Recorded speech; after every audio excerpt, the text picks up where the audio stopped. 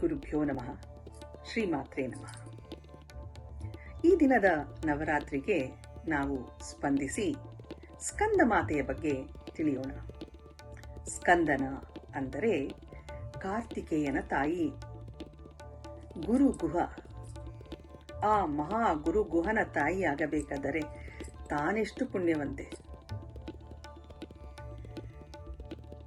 ಒಂದು ಮಗು ಏನು ಬೇಕೋ ಅದನ್ನು ಅರಿತುಕೊಂಡು ಕೇಳುವ ಮುಂಚೆಯೇ ಎಲ್ಲ ಅಮೃತವನ್ನು ತಟ್ಟೆಯಲ್ಲಿ ಒಡ್ಡಿ ಹಿಡಿದು ಮಗುವಿಗೆ ಉಣಿಸುವ ಆ ಮಹಾತಾಯಿಗೆ ಬೆಲೆ ಕಟ್ಟಲು ಸಾಧ್ಯವೇ? ಖಂಡಿತ ಇಲ್ಲ. ಎಲ್ಲ ತಾಯಂದಿರಿಗೂ ನನ್ನ ಹೃದಯಪೂರ್ವಕ ನಮಸ್ಕಾರಗಳು.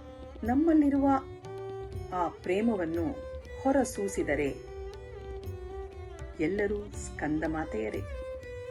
ಪ್ರಾಣಿಗಳಲ್ಲಿ ತಾಯ್ತನ ಇಲ್ಲವೇ? ಮನುಷ್ಯರಿಗಿಂತ ಜಾಸ್ತಿ ಇದೆ ಅನ್ನಿಸುತ್ತದೆ. ಈ ಮಾತೆಯು ಪೋಷಣೆ, ಮಾತೃತ್ವ ಮತ್ತು ದೈವಿಕ ಪ್ರೀತಿಯನ್ನು ಸಂಕೇತಿಸುತ್ತಾಳೆ. ಬೇಷರತ್ತಾದ ಪ್ರೀತಿ ಮತ್ತು ರಕ್ಷಣೆಯ ಶಕ್ತಿಯನ್ನು ಪ್ರತಿನಿಧಿಸುತ್ತಾಳೆ. ಈ ಮಾತೆಯನ್ನು ಪೂಜಿಸುವುದರಿಂದ ಕರುಣೆ ಮತ್ತು ಭಾವನಾತ್ಮಕ ಶಕ್ತಿ ಹೆಚ್ಚಾಗುತ್ತದೆ. ಆ ಸ್ಕಂದ ಮಾತೆಯನ್ನು ವಿಶುದ್ಧ ಚಕ್ರದಲ್ಲಿ ಮೃದುವಾದ ನೀಲಿ ಬೆಳಕೆಂಬಂತೆ ದೃಷ್ಟೀಕರಿಸಿ ಮಗುವನ್ನು ತೋಳುಗಳಲ್ಲಿ ಹಿಡಿದಿಟ್ಟುಕೊಂಡಿರುವಂತೆ ಕಲ್ಪಿಸಿಕೊಂಡಂತೆ ಧ್ಯಾನಿಸಿದರೆ ಬೇಷರತ್ತಾದ ಪ್ರೀತಿಯ ಭಾವನೆಯನ್ನು ಹೊಂದಲು ಸಾಧ್ಯ. ತಾಯಿಯು ದೈವಿಕ ಸ್ತ್ರೀ ತತ್ವ, ರಕ್ಷಣಾತ್ಮಕ ಮತ್ತು ಪೋಷಿಸುವ ಅಂಶವನ್ನು ಪ್ರತಿನಿಧಿಸುತ್ತಾಳೆ. ಅವಳ ಉಪಸ್ಥಿತಿಯು ಕರುಣೆ ಮತ್ತು ಭಾವನಾತ್ಮಕ ಶಕ್ತಿಯನ್ನು ಬೆಳೆಸುತ್ತದೆ. ಅವಳು ವಿಶುದ್ಧ ಚಕ್ರದ ಮೇಲೆ ಪ್ರಭಾವ ಬೀರುತ್ತಾಳೆ. ಸಹಾನುಭೂತಿ ಮತ್ತು ತಾಯಿಯ ಪ್ರವೃತ್ತಿಯನ್ನು ಆಳಗೊಳಿಸುತ್ತಾಳೆ. ಸಂಬಂಧಗಳು, ಭಾವನಾತ್ಮಕ ಬುದ್ಧಿವಂತಿಕೆ ಮತ್ತು ಇತರರನ್ನು, ನಮ್ಮನ್ನು ನೋಡಿಕೊಳ್ಳುವ ಸಾಮರ್ಥ್ಯವನ್ನು ಬಲಪಡಿಸಿಕೊಳ್ಳುತ್ತಾಳೆ. ಸ್ಕಂದ ಮಾತೆಯ ಶ್ಲೋಕ ಹೀಗಿದೆ: ಸೀತಾಂಶು ಕೋಟಿ ಸ್ಫುರಧಾಸ್ಯ ಶೋಭಾಂ ತ್ರಿಲೋಚನಾಂ ಕುಂಕುಮ ಪೀತವಕ್ತ್ರಂ ಸಿಂಹಾಸನಾಂ ನಾಗಮುಖಾದಿಯುಕ್ತಾಂ ಭಜೆ ಹೃದಿ ಸ್ಕಂದಯುತಾಂ ಭವಾನಿ.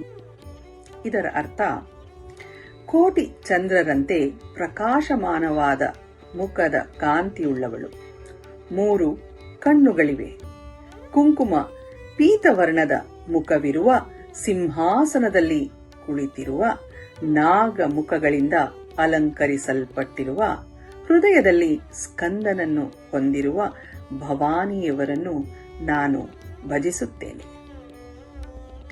ಇದು ದೇವಿಯ ದಿವ್ಯತೆಯನ್ನು ಅತಿಶಯವಾಗಿ ವರ್ಣಿಸುವ ಪದ್ಯ ಶೈಲಿಯ ಭಾಗ. ಕೋಟಿ ಚಂದ್ರರಂತೆ ಎಂಬ ಉಪಮೆ ಆಕೆಯ ಶೀತಲತೆ, ಮೃದುತೆಯನ್ನು, ಆಧ್ಯಾತ್ಮಿಕ ತೇಜಸ್ಸನ್ನು ಒಟ್ಟಿಗೆ ತರುತ್ತದೆ. ಅದು ಕೇವಲ ಪ್ರಕಾಶವಲ್ಲ, ಅದು ಚೈತನ್ಯ, ಶಕ್ತಿ, ಶಾಂತಿಯ ಸಂಕೇತ. ಆದರೆ ಕುಂಕುಮ ಪೀತ ಎಂಬ ಶಬ್ದ ಸಂಯೋಜನೆ ಏನು ಹೇಳುತ್ತದೆ ನೋಡೋಣ. ಇದು ಕೇವಲ ಕೇಸರಿ ಬಣ್ಣವಲ್ಲ, ಇದು ಕುಂಕುಮದ ಕೆಂಪು ಹಳದಿ ಮಿಶ್ರಿತ ಹೊಳೆಯುವ ದಿವ್ಯ ವರ್ಣವನ್ನು ಸೂಚಿಸುತ್ತದೆ. ಇದು ದೇವಿಯ ಮುಖ ಕಾಂತಿಯು ಅಗ್ನಿಯ ಶಕ್ತಿ, ಮಂಗಳದ ಪ್ರಭೆ ಮತ್ತು ಚೈತನ್ಯದ ಹೊಳಪನ್ನು ಒಟ್ಟಿಗೆ ತರುವಂತೆ ವರ್ಣಿಸುತ್ತದೆ. ಇದು ಕೇವಲ ಬಣ್ಣವಲ್ಲ, ಆಕೆಯ ಶಕ್ತಿ, ಪ್ರಭೆಯ ಮತ್ತು ಆಧ್ಯಾತ್ಮಿಕ ತೇಜಸ್ಸಿನ ಸಂಕೇತವಾಗಿದೆ.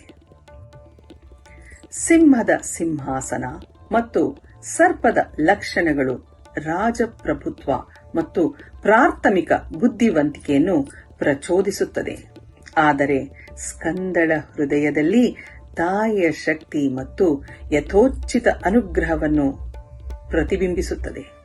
ಆ ಮಹಾತಾಯಿ ಸ್ಕಂದ ಮಾತೆಗೆ ನಾವೆಲ್ಲರೂ ಶರಣಾಗೋಣ.